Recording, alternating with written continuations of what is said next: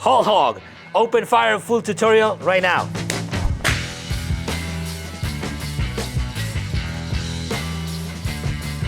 What's up, guys? Today we have a special recipe and one of my favorite cooks, a whole hog asador style. This pig is only 25 pounds. It's very weird to find here in South Texas one this small. So I think they call it suckling pigs here. Normally you get like 40 pounders, 50 pounders. I would say the max if you're gonna do open fire. So first we're gonna do is prep the whole animal. Now what we wanna do is to open it, butterfly it, so it can be like as flat as we can. So this is very important. Now we're gonna need help. I have a new assistant here. Oh, look at that, okay. What we wanna do is butterfly it, but if I push like this, what I'm gonna do is to break those ribs, right? So I don't want this to happen. So Colton is gonna keep it open here. Now what you need to do is to find that connection between the rib, the cartilage rib, and the spine. And Colton is gonna start like pushing, not too hard, right? And the other side. You can go all the way to down here. Not pushing too hard, you don't wanna break the bones again. I can open this as well. Again, the idea is to expose all the bones, all the carcass, right? Make the cooking surface as big as you want. The most meaty part is gonna be the shoulders here and the legs here, the hams. This is gonna speed the cooking process. After the last rib here, you go to the end and you open a hole. Make sure you don't damage the skin under it. Same here, after the last rib, and now I build a hole. So what I did here, I relieve all this area, right? So the heat can penetrate easier, right? This is gonna be, it's not necessary, but it's gonna speed up the cooking process. It's also the thicker part of the pig, right?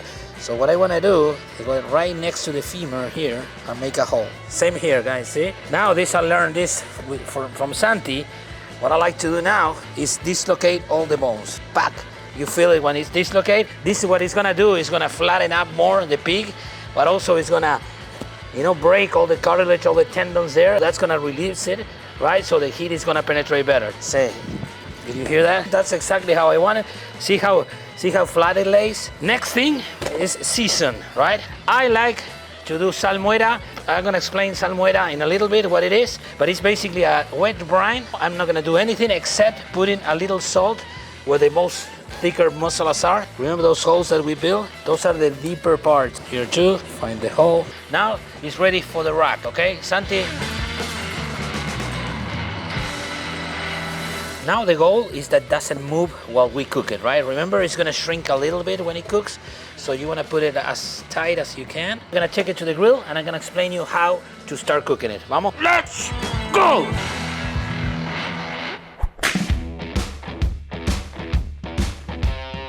Okay guys, we're gonna cook today on the Odin grill from Fogues TX. This is what we call in Argentina an asador style grill. Today we're gonna use the cross and we cook asador style. So now we need to think strategy. Our fire is beautiful, and when you cook asador style, you are cooking with the radiant heat from the flame. We never cook on the flame or the flame directly to your meat. So if you can see the flame is going straight up. I don't feel any wing, so it doesn't matter where I'm gonna locate the rack, but this is how you measure, right? And you count in your head.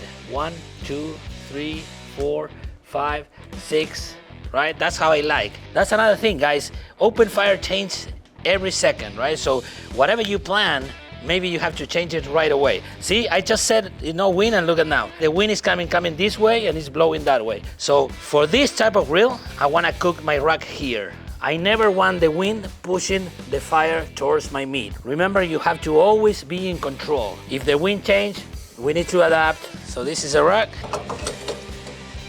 And this goes up and down, and also you can go sideways. Okay, always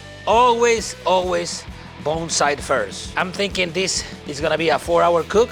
I'm guessing 3 hours, 75% of the time, maybe more, is gonna cook in this side, bones. Because when you open like that, we expose all the bones, all the carcass, and that's gonna protect the meat from drying out. Why is like upside down? Because the thicker part on the animal are the hams. So believe it or not, the asador style is hotter on top than here. So you always want the thicker part on top, except if it's a lot of wind, right? The Al Frugoni thermometer, 1, 2, 3. I wish you can feel this, guys. It's like all even. The first hour, 2 hours are the most critical. What you don't want to do is overcook the first layer. basically what is happening here, the heat is gonna penetrate the layers of meat, bone, skin. So it slowly has to go for the first layer, the second layer, the third layer, until in the other side, you touch it and it feels warm. One of the biggest mistakes I see online, people start cooking super hot at the first hour. When you overcook the first layer, what you're doing is like creating a seal. That's gonna seal the meat. That's not gonna stop the heat to penetrate. I see online a lot of times when you see a whole pig, a whole animal, all black, then they open it and it's raw in the middle, right? Because once you seal the first layer, you're done. You can cook this for 10 hours and it's still gonna be raw in the inside. Now the wind picked up and now it's pushing towards the meat. What can I do when this happens? I can adapt, I can go up. I like that, I can live with this, right? You want always to have this 6 to 8 seconds. Your job is maintain these conditions for the whole cook. Okay guys, we'll set up. You know, we always say that you have to be on top, but that doesn't mean you have to be stressed out. Now it's time to enjoy. We're gonna open a wine or a beer, maybe smoke a cigar. Enjoy the process. That's what open fire is all about. And remember, the first hour, I want to bring the animal to room temperature. That's the goal for the first hour, right? Let's go. Un matecito. Vamos. We're gonna start with mate.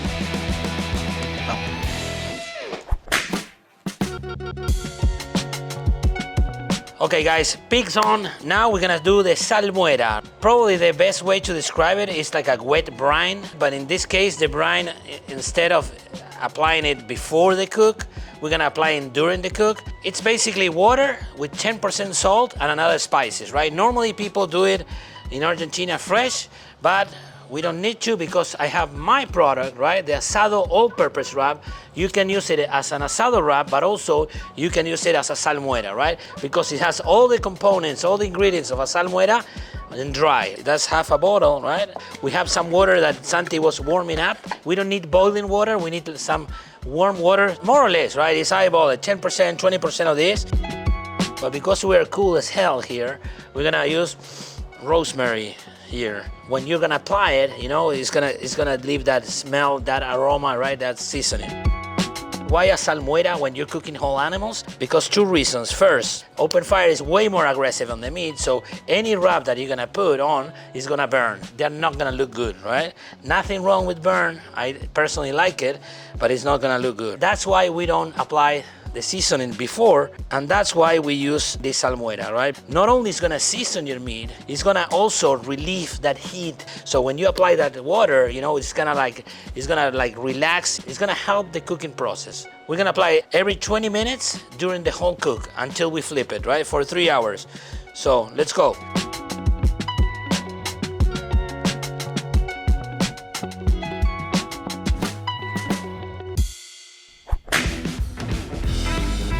We are in the 1 hour mark, and this is what I want to see. I don't see color there, something that I like. And when I touch here, it doesn't feel warm at all, but at least stop feeling cold, right? That refrigerator cold. So now we are in room temperature. That's exactly where I want to be. This is perfecto. We are doing great. The wind stayed like calm, so that's not an issue. Everything is going perfect. We drank mate, we open a whiskey. Let's check in 1 more hour, okay? Bam. Okay guys, I think this is a good opportunity to talk about firewood. That's probably one of the most asked questions that I have. When you choose a firewood to do open fire, you don't choose the wood by taste, right? The taste of the flavor of the smoke is not gonna be too deep. So when you think about open fire wood, you have to think on how it's gonna burn. So that said, I love to use post oak. It's here in South Texas. We are blessed with a lot of post oak. It's very cheap. Post oak is a semi-hard wood that is gonna burn very hot, but the main thing that I like about post oak is gonna build a nice ember. Because remember, when we cook Argentinian style, we cook with the embers. So that's why I like post oak when we do like open fire traditional cooking. Second one, that also we have here in South Texas, mesquite wood. So I like mesquite when we cook asador style. It's lighter than oak, but I like how it burns. It burns really hot. So when you're cooking asador style, you need that heat, right? So when I do asador, I like mesquite. And today we are mixing, you know, we started with oak and now we're throwing some mesquite. And then we have pecan. As you can see, lighter wood. I like pecan to smoke, but I don't want to cook with pecan like this, right? Because first it's gonna burn faster and you're gonna burn a lot. Oak for normal open fire cooking, mesquite to asador style, and pecan to smoke for flavor. Vamos! I love these three.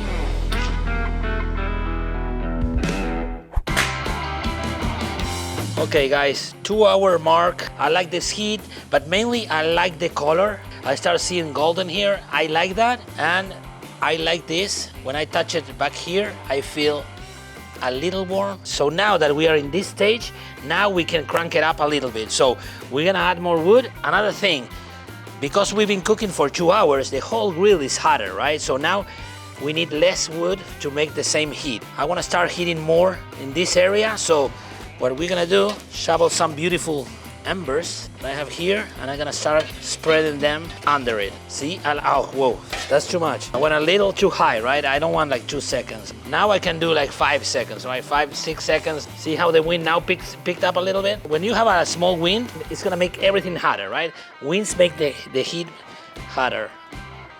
Winds make the heat hotter. What was that? But see what I mean? See how the red embers are more red? We're gonna lift it a little bit, and now we're back in control. Remember, if you have doubts, right, always go less, right? Because it doesn't matter. At the end, it's gonna cook. So nobody in the history of open fire tap a piece of meat by cooking it slow. So if you have doubts, always slower. I like the color, I like the temperature, but it's not there yet.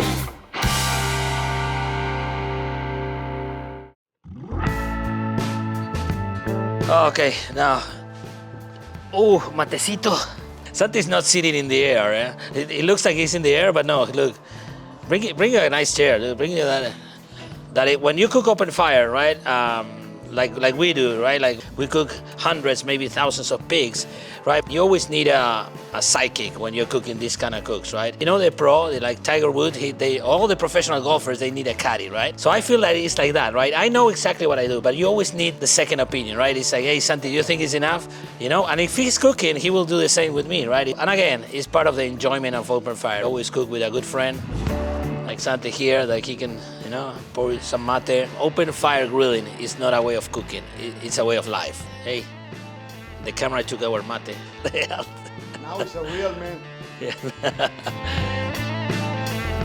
Okay guys, 2 hours and 45 minutes. I really like what I'm seeing right here. I like the temperature. If I touch back here, I like the temperature is even in all the pig, but I think we need more color here. Not gonna turn it, still we're gonna cook it in both sides, but we're gonna flip it. We're gonna cook it for at least 15 to 20 minutes more. Perfect, now we're gonna move the coals. Okay, Ben, check this out. Shout out to my friends from South Africa. This is the donkey long tongue. This is perfect when you're cooking it like that, in a big pit, even if you're doing like a campfire. Check this out, boom, right? You can maneuver, you can pick up your wood. I love this product, dude. Donkey long tongue, this is huge.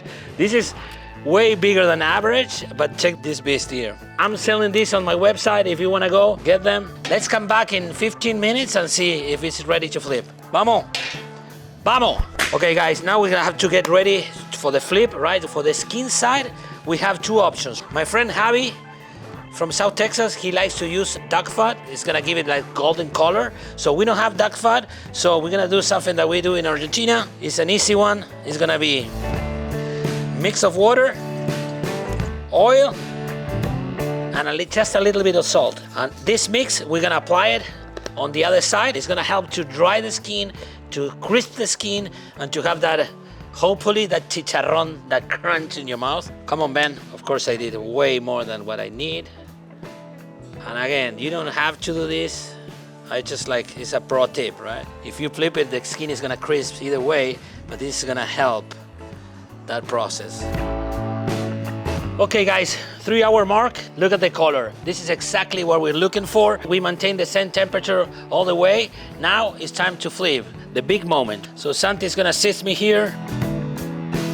Boom, look at the color we got. See that crust? Now that we flip, the only thing we have to do is crisp that skin, right? Like I told you, 80% of the cook is already done. The meat is all done. The only thing we need is to crisp the skin. I'm putting my Alfregone thermometer here. I like it a lot. Now we have to pay attention more than ever. We have probably 30 to 1 hour left. See you in 30 minutes. Vamos.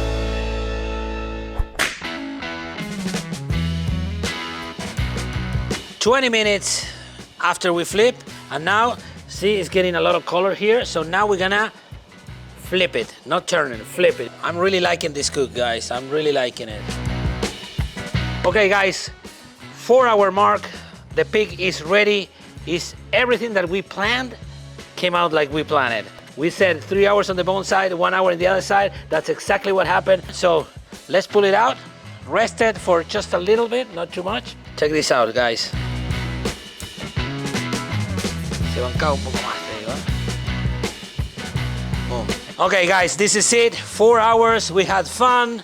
We enjoyed cooking. We drink mate. We drink whiskey. So now, the time of the truth. We're gonna cut into this baby and see what's inside. Vamos.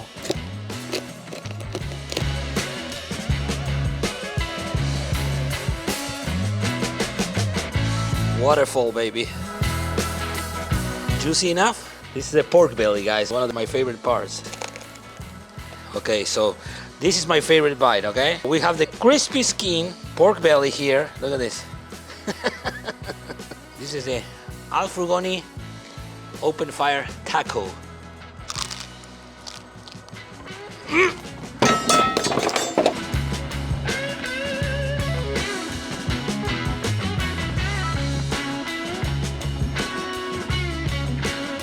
Juicy enough?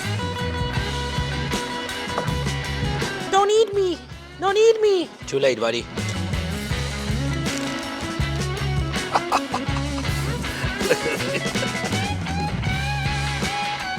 The flavor is there, it's tender, as you won't believe. You can see how juicy it is. Now we're gonna shred everything with, and we're gonna chop all the skin. We're gonna mix everything together, and then you can eat it as it is. You can build a taco, you can do anything you want.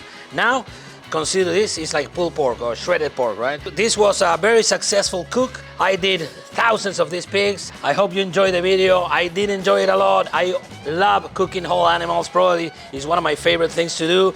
This is just the beginning. Now we're gonna start drinking, we're gonna start eating, and the party keeps going. I hope you enjoyed this video. I hope you learned a lot today. If you like this kind of content, subscribe to my channel. 1 week a video. Comment on what you want to see next. This is Al Frugoni, whole pig, out. Vamos!